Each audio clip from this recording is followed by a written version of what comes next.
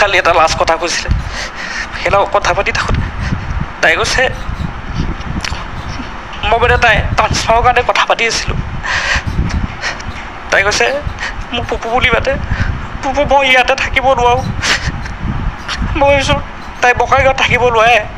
সেইকাৰণে মই কৈছোঁ মই ট্ৰান্সফাৰৰ কথা পাতিছিলোঁ 1 মাহত হৈ যাব দিয়া তাই যে দুটিয়াত থাকিব নোৱাৰোঁ বুলি কৈছিলে মই বুজিব নোৱাৰিলোঁ মানে মোৰ সেইটোৱে দুখ লাগে মই যদি অলপ বুজি পালোঁ তাইক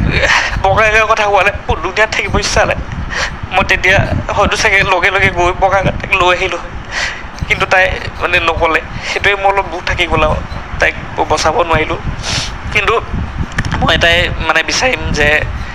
খালি এই মানুহকেইজনে যাতে বেইল নাপাওক বা এটা লিগেল একশ্যন হওক মোৰ কাৰো ওপৰত কমপ্লেইন নাই মোৰ কোনো ডিপাৰ্টমেণ্টৰ ওপৰত কমপ্লেইন নাই মই কণ্ট্ৰেক্টৰজনকো কণ্ট্ৰেক্টৰজনক তাই পাৰ্চনেলিও ভাল পায় তাইক মানে নিজৰ ছোৱালী নিচিনা টংকেশ্বৰ দা কণ্ট্ৰেক্টৰ যিজন মেইন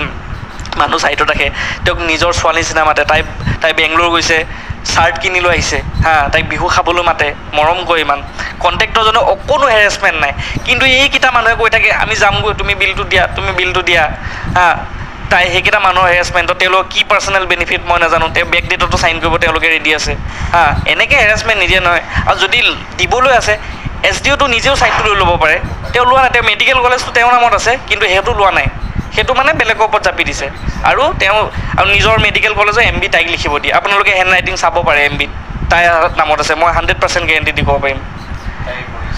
তাই সেইবিলাক কামো কৰি থাকিব এইবোৰ কামো কৰি থাকিব মিটিং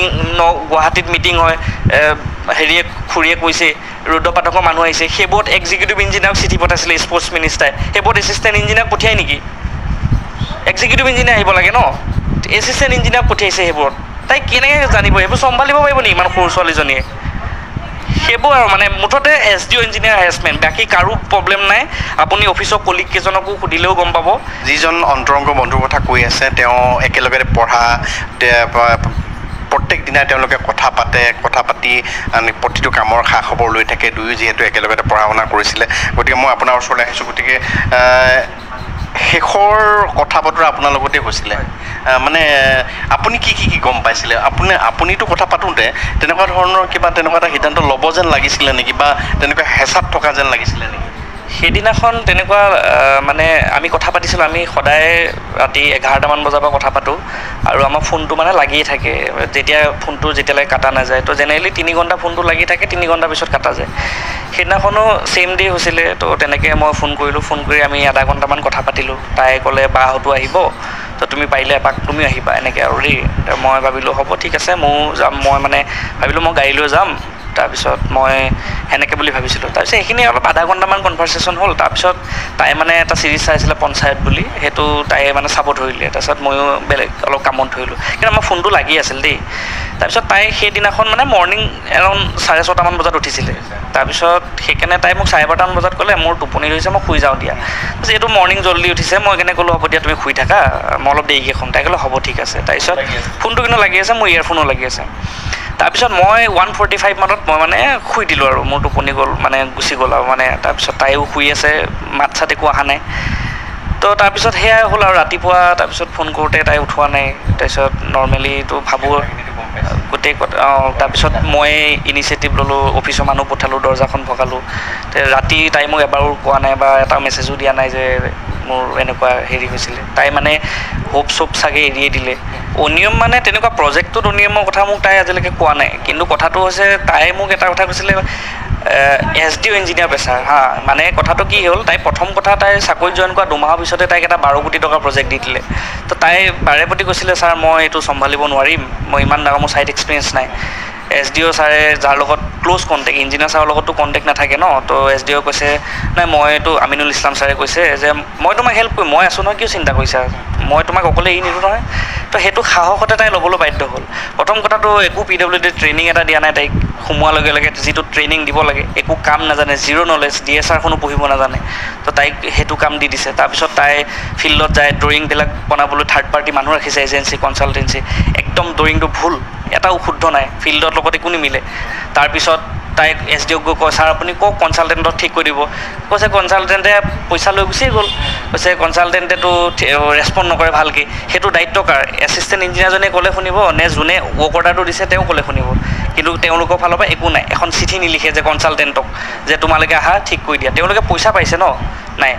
তো তাই মানে উপায় নাপায়, পিছত নিজে কৰি থাকে। SDO কয় একো নাই, তুমি শিকা, তুমিতো শিকা অপৰচুনিটি পাইছা ন। কিন্তু অপৰচুনিটি ইমান এটা ডাঙৰ কাম অপৰচুনিটি নহয়তো, এইটো হেৰেছমেণ্ট হয়।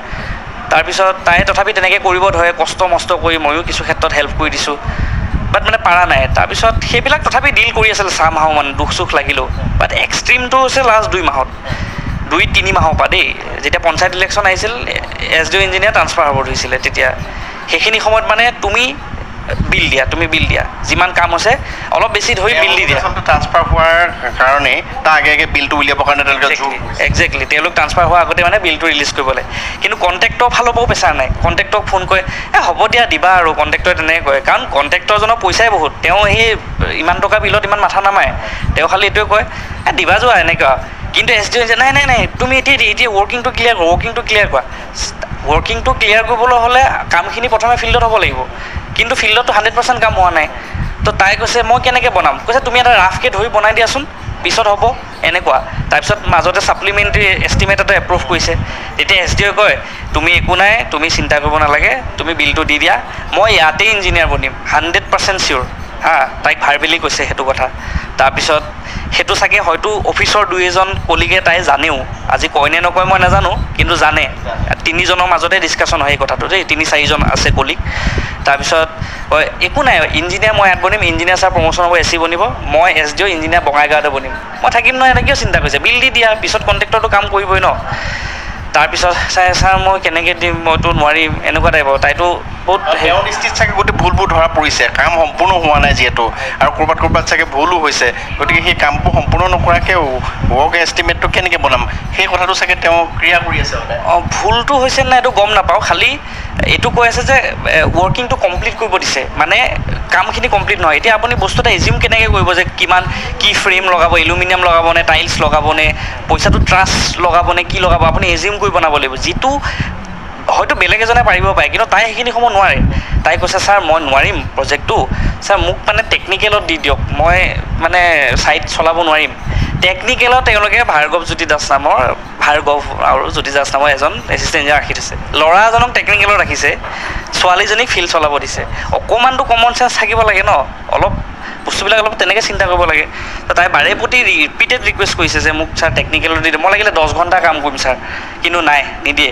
SDOয়ে আপোনালোকে চাব পাৰে, মই আজি লাইভ কৈছোঁ, নিজৰ পাৰ্চনেল কামো কৰে। তেওঁ নিজৰ ছাইট আছে বঙাইগাঁও আপোনাৰ মেডিকেল কলেজখন, তাৰ MB যোশীদাত আছে লিখে, হেণ্ড ৰাইটিং চালে গম পাব। সেইবোৰ তাইৰ পাৰ্চনেল কাম নহয় ন, সেইবোৰ কামো দি থাকিব তাই। সেইবোৰ আৰু MBখন চাব, 3-4খন MB, বিল্ডিঙৰ জানে এটা এখন বিলত 3খন MB লিখিব লাগে, তাই সেয়া MB লিখি থাকিব। তাৰপিছত সেইকেইদিন একো নকয়, 2 দিনৰ পিছতে ৱৰ্কিংটো হ'লনে, ছাৰ মইতো MB লিখি আছিলোঁ, MB লিখি আছা তুমি, তথাপিতো কৰিব লাগে ন। অকণমানো কমন চেঞ্চ নাই, অকণমানো নাই, কেনেকৈ কৰিব? এনেকুৱা এজন চুপিৰিয়ৰ অফিচাৰ হয় নেকি?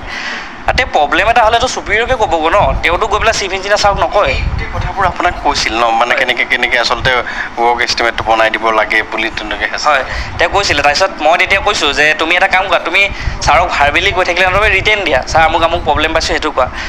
মই ৰিটেন কেনেকৈ দিম, মোকতো ধমকি দিব কাৰণ মাজতে এজন SDO আহিছিলোঁ বেলেগ এটা হেৰিত, তেওঁ মানে ইঞ্জিনিয়াৰ গেছৰ ৰিটেন লিখোঁতে তেওঁকো মানে তেনেকুৱা কোৱা নিচিনা হৈছিল আৰু ৰিটেন মই কেনেকৈ দিম, মই মুখেৰে কৈছোঁ ছাৰেতো কৰিম বুলি কৈছে, কিন্তু কেতিয়াও নকৰিলে। তাৰপিছত লাষ্টত গৈ যেতিয়া ক'লে যে ৱৰ্কিংটো দিব নোৱাৰিলে, তাৰপিছত তেনেকুৱাতে ভগৱানৰ কৃপাত তেওঁ ট্ৰান্সফাৰ অৰ্ডাৰটোৱে ওলাই গ'ল, মানে যদিও ভাবা নাছিলে এসপ্তাহমান আগতে। তেতিয়া তেওঁলোকে এটা নক'বলগীয়া কথা কৈছে, তাই মোক যিটো কৈছে আৰু তাই কৈছে একো নাই, তুমি আৰু 3 দিনৰ ভিতৰত হ'লেও পাৰিলে উলিয়াই দিয়া, মই বেক ডেটত চাইন কৰি দিম। মোৰ ট্ৰান্সফাৰ হৈ গ'ল, কিন্তু মই বেক ডেটত চাইন কৰি দিম, ইছ্যু ডেট এটা লৈ ল'ম, তুমি দি দিয়া, তুমি কৰি দিয়া। 3 দিন 5 দিনমান আছে ন, 15 দিন ট্ৰান্সফাৰ অৰ্ডাৰহে ওলাইছে। মই তেতিয়া কৈছোঁ ট্ৰান্সফাৰ অৰ্ডাৰ ওলোৱাৰ পিছত কোনো বিল দিব জেনেৰেলি নোৱাৰে, আৰু বেয়া কথা হয় এইটো দিয়াটো। তাৰপিছত একো নাই, ছাৰে কৈছে বেক ডেটত দিম বুলি। এতিয়া মোক মানে সেইকেইদিন যে তাইক মানে বহুত কামোৰ দিছে আৰু সেইকেইদিন মানে আৰু আজিৰ পৰা চাগে 10 দিনমান। তাৰপিছত যোৱা সপ্তাহ মানে 2 সপ্তাহমান হৈছে আৰু তাৰপিছত ভিতৰৰ পৰা সোমাই আছে। তাৰপিছত আৰু সেইটোৱে তাই পিছত আৰু লাষ্ট এসপ্তাহতো তাই কথা কোৱা আমাক বাদেই দি দিলে তাই চাগে ভাবি ল'লে যে কিনো ক'ম আৰু মাহঁতেও বুজি নাপাব ময়ো বুজি নাপাম সেইখিনি কথাই কিমান ক'ম